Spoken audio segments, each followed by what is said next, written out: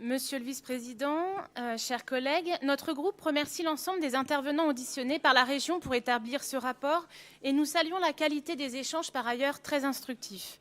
Le commerce et l'artisanat représentent effectivement un secteur dynamique, un savoir-faire exceptionnel et un potentiel d'emploi et d'activité important.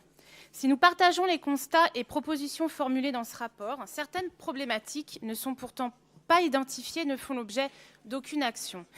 Pas un mot sur la disparition de nombreux services publics qui accentuent les difficultés de certains quartiers et ne favorisent pas leur attractivité commerciale.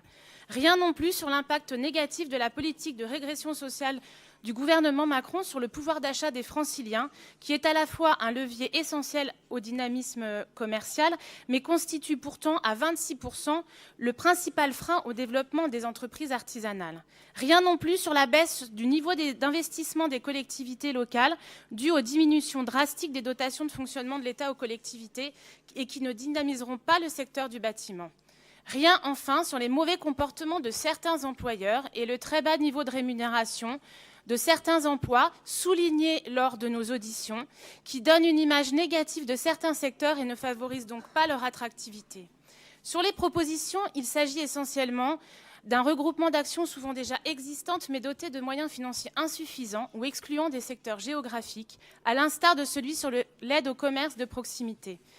Comme le représentant de Centre-Ville en Mouvement l'a exprimé, privilégier la ruralité, c'est se concentrer sur 6 millions de mètres carrés d'activité et exclure 14 millions de mètres carrés de commerce en zone dense. Nous le regrettons et ferons un amendement pour enlever ce critère absurde.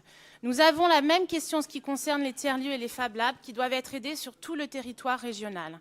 Pas un mot non plus sur l'économie sociale et solidaire, notamment les SCOP, qui représentent pourtant une opportunité de développement pour le commerce et l'artisanat. Pas grand-chose non plus sur les enjeux fonciers sur lesquels un outil comme les PFIF pourrait davantage être mobilisé. Pas grand-chose enfin sur le soutien concret que la région pourrait apporter aux dynamiques locales dans un esprit plus fédérateur, plus coordinateur des politiques publiques en matière de commerce et d'artisanat. Nous proposons donc plusieurs amendements sur ces questions qui permettraient de renforcer concrètement l'action régionale en faveur du commerce et de l'artisanat. Bref, en l'état, ce rapport est à nos yeux insatisfaisant.